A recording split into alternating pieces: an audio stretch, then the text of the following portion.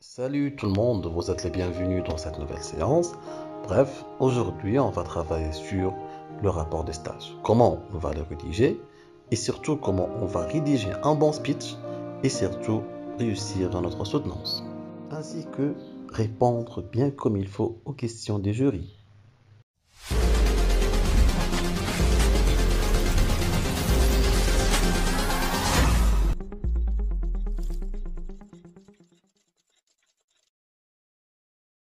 Le rapport de stage, c'est les résultats de vos travaux.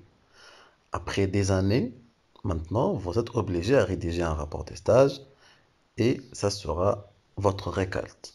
Alors, il faut bien soigner ce travail et surtout travailler bien comme il faut.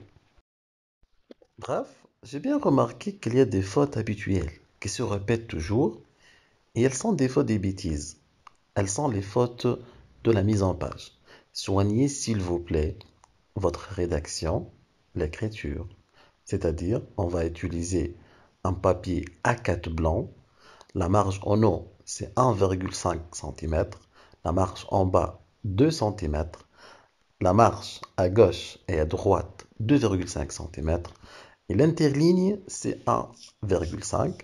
La police du texte, vous devez utiliser bien sûr donc le Times New Roman. La taille 12 pour le corps du rapport. Identique des titres et le sous-titre. Et ou bien donc on va utiliser en gras ou bien en gras souligné. Et la numérotation en commençant toujours par l'introduction vers la fin du rapport. S'il vous plaît, soignez bien et j'insiste encore une fois sur la mise en page. Après, on va commencer par la partie théorique. Notre rapport de stage, elle est composée de plusieurs parties. Tout d'abord, c'est la page de garde. Après, c'est votre dédicace, le remerciement, le sommaire, la liste d'abréviations, l'introduction et le corps de rapport, c'est l'ensemble des chapitres, et la conclusion et la bibliographie et les annexes.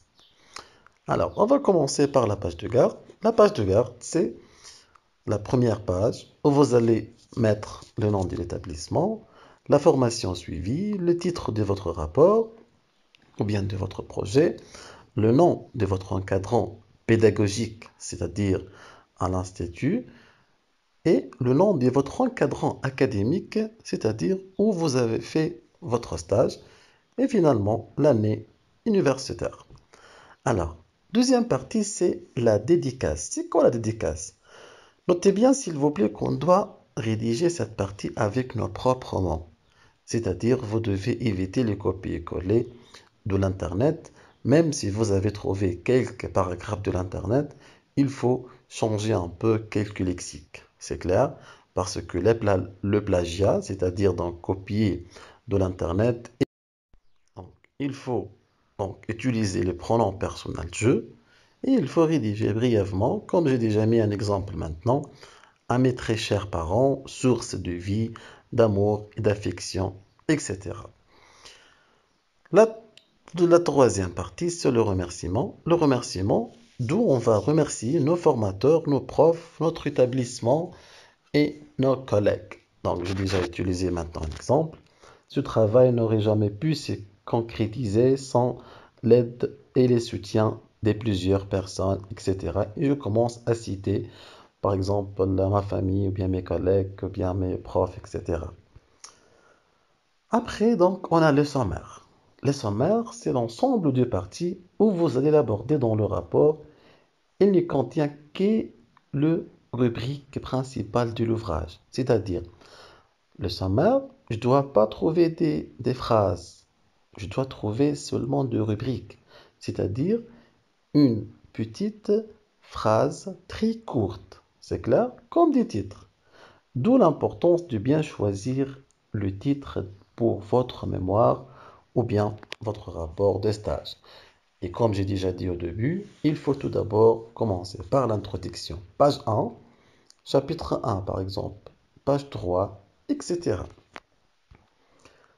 Après, donc, on a la liste d'abréviations. Si par exemple vous allez, par exemple, un mot, par exemple, l'abréviation, vous devez donc le mettre. L'introduction, chaque personne donc a son introduction et son travail et vous devez donc l'utiliser comme vous voulez. Après les chapitres que vous allez l'élaborer, il y a des personnes qui ont par exemple des tâches effectuées ou bien je ne sais pas quoi. Donc il faut mettre les chapitres partie par partie. Après la conclusion, c'est la fin du rapport de stage.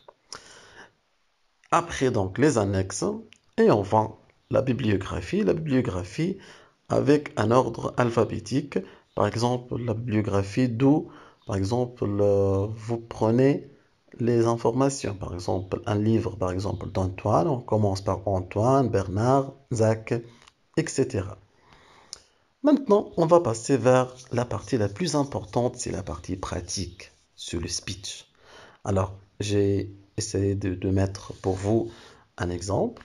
Par exemple, j'ai déjà dit ici, avant de commencer, je tiens à remercier tous les membres présents, commençant par exemple, le directeur et toute l'équipe du centre, ou bien de l'institut, ou bien de la faculté. Un remerciement spécial pour madame, ou bien monsieur l'encadrant, qui m'a aidé à accomplir ce travail. Aussi, je remercie les membres du jury infiniment. Alors, après, je dis en fait, je vous présente aujourd'hui mon projet de fin d'études qui s'intitule et vous donnez le nom de votre projet où j'ai fait les stages au sein de et tu vas citer où vous avez fait vos stages. D'abord, je viens de vous parler sur mon travail en général. Tu vas parler sur votre projet brièvement. Ensuite, dans cette perspective, je viens de présenter les parties de mon travail. Et ici, vous allez commencer à parler sur votre plan. En premier lieu, l'introduction. En second lieu, chapitre 1, de plus, d'une part, d'autre part, et finalement, et l'essentiel, faites-vous ce qu'on appelle la liaison avec les connecteurs logiques. Maintenant, on va exposer notre PowerPoint. Comment on va l'exposer? Tout d'abord, on va présenter. Tu vas par exemple parler de la première page. Ici, vous allez tourner la page, il faut utiliser une autre phrase. Et dans le même contexte, on va voir, et tu vas parler bien sûr sur la prochaine page. D'un coup, il faut parler d'eux. Autrement dit, il est obligatoire de mentionner. Sans oublier, dans cette perspective, avant de finir, finalement, etc. C'est-à-dire, ici, j'ai bien insisté sur la liaison. Il faut lier bien donc, les pages. C'est clair? Et enfin, vous allez dire merci pour votre attention et si vous avez des questions, je suis à votre disposition. Une partie très importante maintenant, c'est comment on va répondre aux questions du jury. S'il vous plaît, notez bien qu'il faut répondre aux questions d'une façon professionnelle. Par exemple, le jury t'a posé une question, pourquoi, ou bien comment, ou bien est-ce, ou bien je ne sais pas quoi. Comment on va répondre? Il faut dire comme ça directement. En mettant l'accent sur votre question, je vois que, et tu réponds. En appuyant sur votre remarque, et vous commencez la réponse. À propos de votre question, et tu réponds. Merci pour votre question.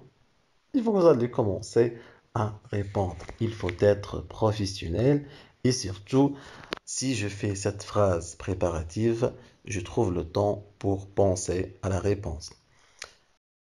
Finalement, en cas de blocage, et je sais bien que plusieurs étudiants trouvent des problèmes si le jury pose une question et vous ne trouvez pas une réponse. Alors qu'est-ce qu'on va faire?